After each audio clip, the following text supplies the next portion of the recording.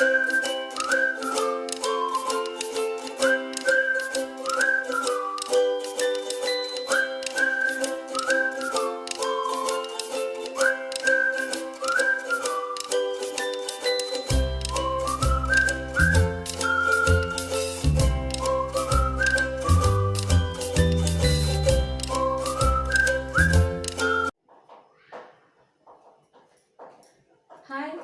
Welcome to my YouTube channel that is Infonomics India. आप लोगों ने मेरे पिछले क्लास में जो वीडियो मैंने अपलोड किया था उसमें आपने देखा होगा कि हम इकोसिस्टम के बारे में पढ़ रहे थे, इकोसिस्टम के कंपोनेंट के बारे में पढ़ रहे थे। अब हम आज उसको वहाँ से स्टार्ट करेंगे जहाँ से हमने ड्रॉप किया था। तो आज का हमारा टॉपिक है काइंड ऑफ इकोसिस्टम। इकोसिस्टम के कितने काइंड होते हैं और हमें सब एक एक करके डिटेल में पढ़ना है और डिस्क्राइब करना है। तो चलिए हम स्टार्ट करते हैं काइंड ऑफ इकोसिस्टम। अगर हमें इकोसिस्टम को पार्ट वाइज बांटना हो तो हम कितने पार्ट में बांटेंगे? सबसे पहले तो इकोसिस्टम ही या फिर हमारा इन्वायरमेंट ही दो टाइप से है, एक नेचुरल है, एक इन्वायरमेंटल है, आर्टिफिशियल है।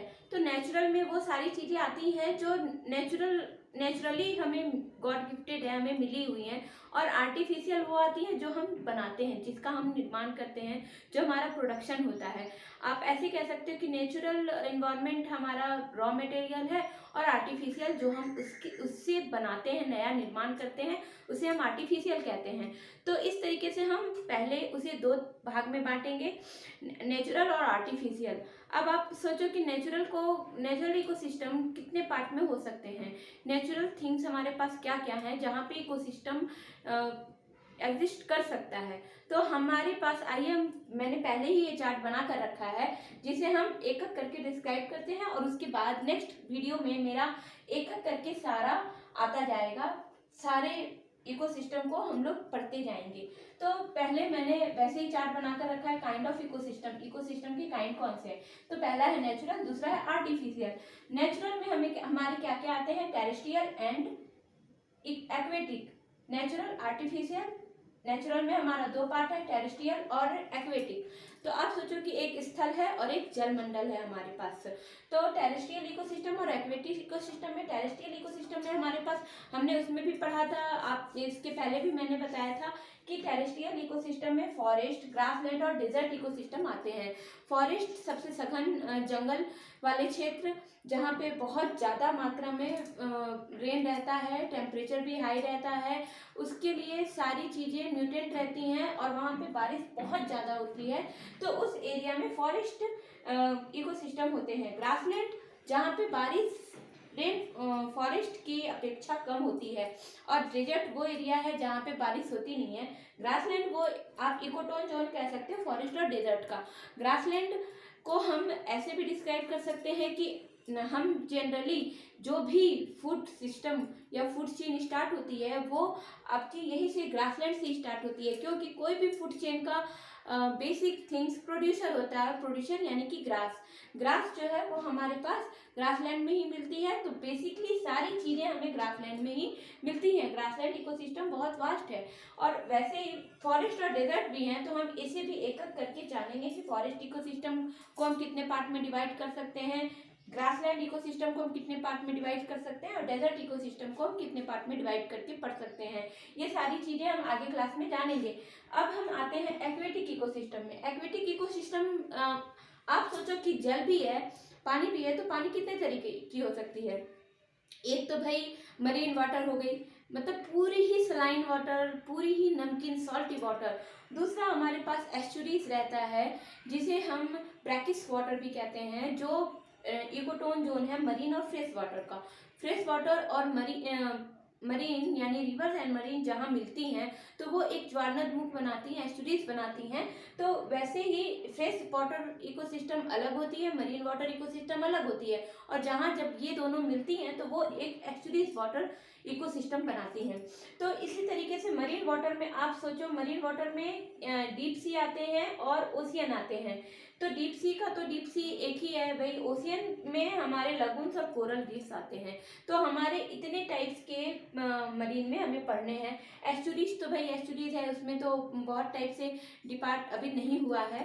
तो हम जितना हमें मालूम है, जितना हमारा नॉलेज है, हम उसके हिसाब से उसे पढ़ेंगे कि वो एक्चुअली में क्या क्या इकोसिस्टम होते हैं। उसके बाद हमारे पास फ्रेश वाटर सबसे पहले नंबर पे आता है। हालांकि मरीन में पानी बहुत ज़्यादा मात्रा में है, फ्रेश वाटर हमारे पास केवल 3% अवेलेबल है, जिसे ही हमें पढ़ना होता है और उसे ही हमें संभल कर हर चीज़ों में यूज करना होता है, फ्रेश वाटर ही। इसलिए हमें फ्रेश वाटर, और वैसे भी फ्रेश वाटर की मात्रा जो है, लेवल जो है वो कम होती जा रही है, इसलिए हमें फ्रेश वाटर इकोसिस्टम पे ज़्यादा जोर देकर पढ़ना है और क्वेश्चन भी आपके उससे ज़्यादा आते हैं। तो फ्रेश वाटर इकोसिस्टम में कितने टाइप के होते हैं? एक जो स्टैंडिंग है, आप स्टैंडिंग यानी कि जैसे लेक्स है, पूल्स है, वो लैंटिक है, वो एक ही जगह पे है, वो कहीं जाती नहीं है। दूसरी है आपका रनिंग फ्रेश वाटर, यानी कि लॉटिक है, जो रन करती है, जैसे रिवर हो गया, हमारा स्ट्रीम्स हो गया और स्प्रिंग्स हो गया। तो हमें इसमें लैंटिक लॉटिक दोनों पढ़नी है, रनिंग वाटर और स्टैंडिंग वाटर। रनिंग वाटर में हमें रिवर इकोसिस्टम, स्ट्रीम्स इकोसिस्टम और स्प्रिंग इकोसिस्टम, ये तीनों पढ़ना है। लैंटिक में यानी स्टैंडिंग वाटर में हमें लेक्स, पूल और पोन्ड्स पढ़ना है। उसके बाद अब हम आते हैं आर्टिफिशियल में। आर्टिफिशियल इकोसिस्टम क्या है? जो हमारे द्वारा मैन मेड इकोसिस्टम है, जैसे waste water treatment. Waste water जैसे आपने एस्टुरीज पढ़ा, लेकिन वैसे ही हमारे पास वेटलैंड है। वेटलैंड यानी कि जो अपने में ही संपूर्ण है, जिसे बाहरी किसी भी चीज की आवश्यकता नहीं होती है, उसमें जो भी सड़ना गलना होता है वो खुद ही सड़ा गला लेती है, उससे बाहर से कुछ भी लेने की आवश्यकता नहीं होती है। वैसा ही वेटलैंड हम जगह जगह पे और बना रहे हैं, और उसको जो वेस्ट वाटर है उसका ट्रीटमेंट हम कर रहे हैं। तो वेस्ट वाटर ट्रीटमेंट हमें पढ़ना है, फिर स्पेसक्राफ्ट पढ़ना है, क्लोज्ड बॉटल्स पढ़ना है और अदर्स इकोसिस्टम इसमें हमें पढ़ने हैं। तो कल की वीडियो जो मेरी आएगी वो हमारी होगी terrestrial ecosystem based on vegetation, forest ecosystem हम कल पढ़ेंगे। कल मेरी वीडियो फॉरेस्ट इकोसिस्टम पे आएगी, तो इसे देखने के लिए आप जरूर तैयार रहिएगा। कल मेरी वीडियो ये फॉरेस्ट इकोसिस्टम वाली अपलोड हो जाएगी। तो उसके बाद हम धीरे धीरे ग्रासलैंड, डेजर्ट, एक्वेटिक, आर्टिफिशियल सारे इकोसिस्टम को एक एक करके डिफाइन करते जाएंगे और एक एक करके डीपली पढ़ते जाएंगे, ताकि आप लोगों को कोई प्रॉब्लम ना हो कि इससे किसी भी टाइप के एमसीक्यूज पूछे जाएं और इससे किसी भी टाइप के क्वेश्चन आंसर पूछे जाएं। आपको किस भी तरीके से प्रॉब्लम होगी आप मुझे कांटेक्ट कर सकते हैं। मैंने अपना कांटेक्ट नंबर वैसे भी वीडियो में डाला हुआ है, जिसे भी कांटेक्ट करना है वो मुझे कांटेक्ट करके, और जो भी आपके पास कंफ्यूजन हो, डाउट हो, आप वो मुझसे पूछ सकते हैं। आप कमेंट सेक्शन में भी मेरे से पूछ सकते हैं। तो आज के लिए बस इतना ही। Thank you for watching. Please like, share and subscribe जरूर करें। Thank you my audience. Bye, have a nice day.